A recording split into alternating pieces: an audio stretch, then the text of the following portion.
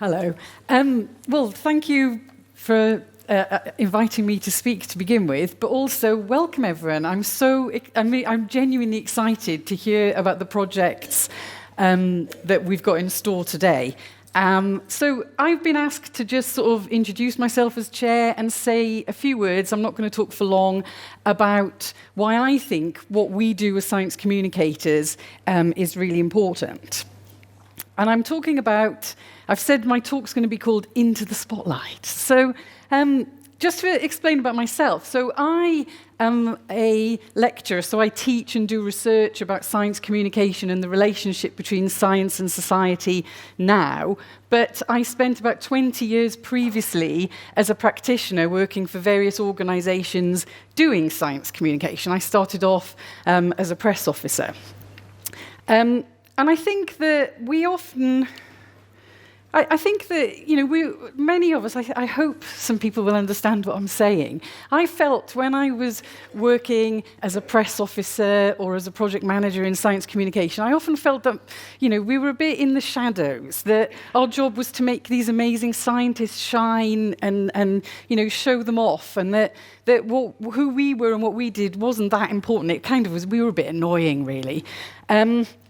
I was clearing out my office earlier this year, and this is genuine, I came across this letter from the head of the department in my first job. And he said, "Thank you for all of your hard work over the past year. I have no idea what you did, what you've been doing, but that just goes to show how well you did it." He genuinely sent me this letter when I was 20 years old. There was an important lesson for me. If anyone who knows me now knows that I learned that lesson. I'm not the kind of person that goes unnoticed in a situation. But, he was right, that my job as a press officer was to smooth things over, and often I kept things out of the media, and when I'd done my job really well, nobody knew that I'd been on the phone to journalists all night talking them down from publishing a terrible story. My work was invisible. But I think, as science communicators, this is not where we should be now. I just grabbed the headlines from a newspaper website just before I left. We've got Hillary Clinton, Zuckerberg should pay the price for damage to democracy. The internet, online media, changing our relationship with democracy. We've got, in Delhi, there's the massive air pollution problem. If we just go, it just depresses me. Let's not read them all. But almost every single headline, this was Monday this week, in the UK press, has got an element of that relationship between science and society in it. And it just seems to me that if we have the skills to be mediating that relationship, then we're there. This is, it's really, really vital, the work that we're doing. But the thing that's really important is that the old approaches, the way I was trained to do things in the olden days, just aren't going to work when we're dealing with things that are this complicated. So I think the first thing so I've got 5 things that I want to say about how we can do things, and I think I may be speaking to a converted audience here. But first of all, that we need to think about science and technology as more than tools or processes. And I'll say a bit more. So one of the tasks that I set students is to write a blog post about something to do with science and society. And one of my students who didn't get the highest marks a few years ago wrote about the internet, and he said that the real issue for science and society about computers is that there's a rash of stiff necks through people looking at smartphones too much. And I just thought, well, I think you might miss the point there. If we're worrying about people's... The point is that technology is more than stuff, and we need to worry about more than just whether it feels right in our hand or whether we're going to get a bad back. When we're reading stories about how elections are being won or lost on the basis of what's going on with social media right now. So rather than thinking about science and technology as a tool or a way of doing things, I think we have to recognize that science and technology are profoundly shaping the worlds we live in, and they probably are the most powerful shapers of our world in the 21st century. Just one example from my work. I've been looking at I've been working with some clinicians, and we've been looking at why policymakers and clinicians are very keen at adopting robotics in healthcare when there's very little clinical evidence that shows better outcomes for patients. And what we've found is that we don't know the answer to that question, by the way, but in the process of looking at this, what we found is that where hospitals invest in high-tech equipment, the shape of healthcare services around countries changes because of the cost. So, this technology, which people are thinking about as as just improving healthcare, are fundamentally changing who can access healthcare and where they can access it. We cannot make decisions about this. There's nothing democratic about this. The technology is governing the shape that healthcare is going to be in the future. And Imran, this is a test for you. So if anyone hasn't seen this, the Wellcome Trust has done this incredible survey of public attitudes to science around the world is it every country or almost every country apart from 2? Nobody has even tried to do this before. So it's an incredible piece of work. And one of the things that really stood out for me in the survey is that it's really, I know this, but the survey has shown very clearly that the benefits of science are not shared equally. So 7 in 10 people worldwide feel that science benefits them, but this is not uniformly across the globe.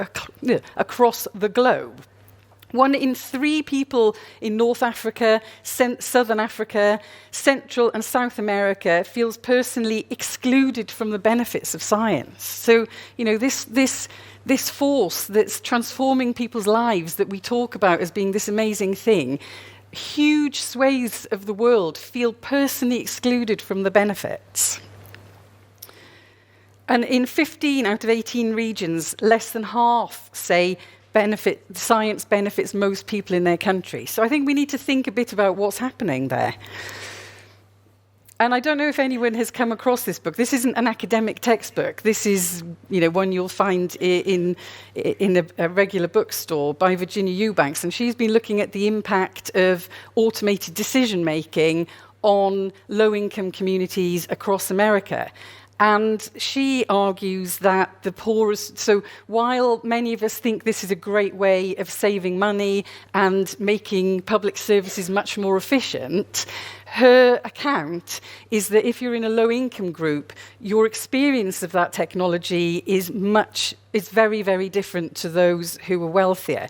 And she argues that, all of this data has been collected about people, and while we all live under some element of surveillance through data, she describes them as punitive and invasive, the experience of the lowest income households, and she calls it a digital poorhouse. She says that they're living in intolerable levels of surveillance, and this is in North America now. So, again, technology affecting people's lives in very, very different ways.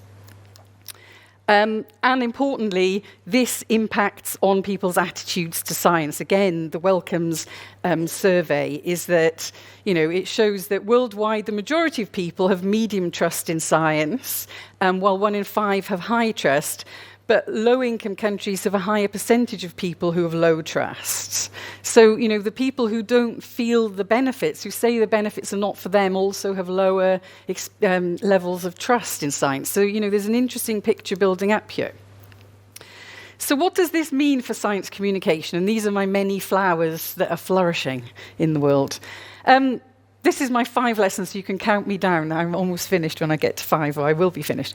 So first of all, the obvious thing is about communicating well. And I think certainly in the UK, this has gone out of fashion for science communicators to actually think about your audience and think about your message and do a good job. And I think, if you need any persuading, I don't know if anyone's seen the David Attenborough Blue Planet programme, but this is just a press cutting and a tweet in response to one TV program which showed plastics in the ocean.